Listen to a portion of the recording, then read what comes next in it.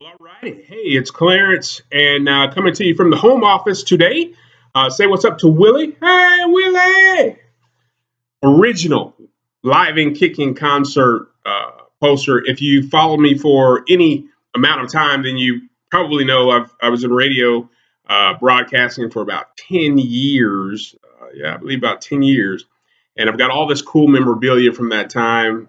George Clinton's in the other room, not the real George Clinton, but an original concert poster. We've got some Bone Thugs around here, and Isaac Hayes, and I mean, just was an awesome time. And so anyway, in case you were wondering why I have a Willie, why Willie is behind my back like today, that's not what I wanted to talk about today. Today, I wanted to talk about reputation because it's a big deal.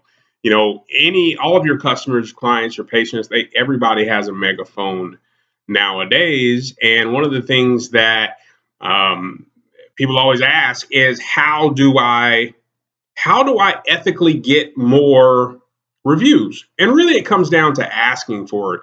You have a lot. I see a lot going on with people getting 5,000 5-star reviews, and daggum well that's not real.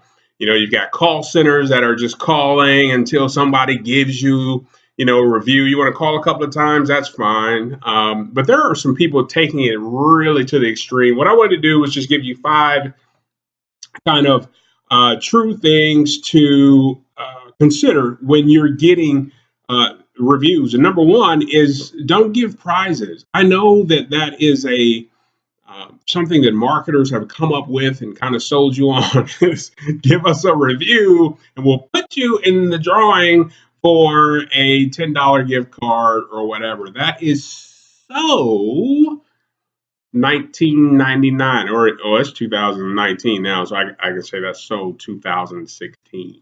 It's pretty old. Stop doing it. You want your reviews to be sincere. I don't understand why so many business owners want to have fabricated reviews. Get the real deal. This is an opportunity for you to make a change if you need to make a change, right? And if just do good by people and get real reviews. Now, what you do want to do is when you send the email out to ask for a review, or maybe you ask for a review while they're at the front desk, you have front desk ask for them and say, hey, we're going to send you an email. In that email, put links to specific sites that you want reviews from. Don't leave it up to them. If you leave it up to them, they're not going to leave you a review because, there's so, well, I don't, what was the statistic? There's like 60% of people, 70% of people would leave a review. They're just not asked.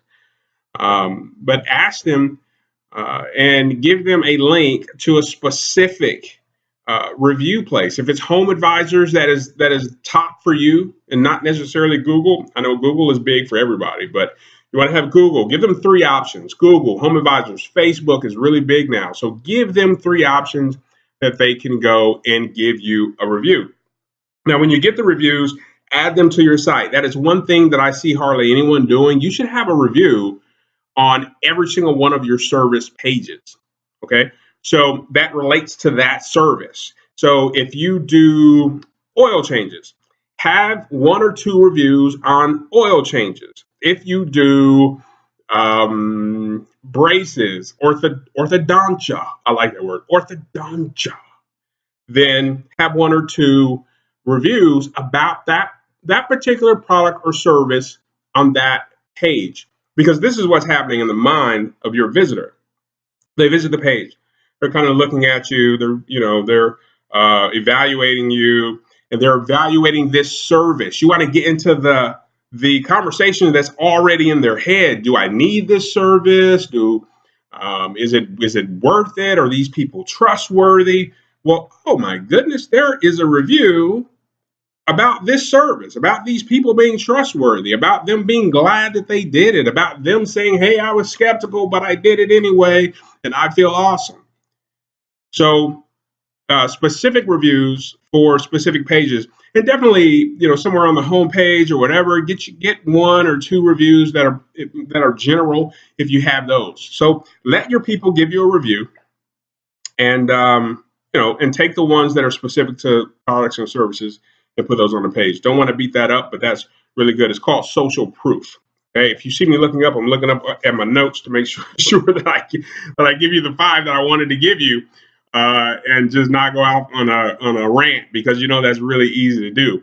One thing to make sure is that the FTC, Federal Trade Commission, that's what that stands for, right? They're serious about claims. So one thing you don't want to do is say, unsubstantiated claims. Like, we have a review from a client that got, I think it was $300,000 in a year from consulting them on their AdWords, right? So that's great, and we can prove that. But what we don't want to do is say $300,000 in 12 months. Like, when you add that 12, it's risky enough to just say this amount of money or this result. But if you say this result and this time, then you're really asking for it. And I think, a lot of Facebook ads you can't even run if the landing page has some type of claim like that. So just kind of, you want to be careful about the claims. Now, also, if you can use the picture, it's better. Picture, name, and city. If you can do all of that, that's better. You used to have the first name and then .s, right? And last name or last initial. If you have to. Some people don't want to stay completely anonymous, but they don't want you putting all their business out there, which I don't know why. Everybody knows everybody's business nowadays. But if you can get name, a picture, and city, you're golden. If you can get a video, you're golden. Because if you get a video, you can take the video, you can take out the audio, you can make text out of what they said. You have written testimonial there. So video is king. Second to that would be written. Say written, video, written, and then use picture if you can. Full name if you can. If not, use the S. If not, use just the first name, and then definitely the city. Okay? So 5 things. 5 things, and I'm going to let you go. If that helped you, then pass it on. A little goodwill. Nothing wrong with a little goodwill. Right, Willie? That's right. Pass it on, and I will talk to you next time.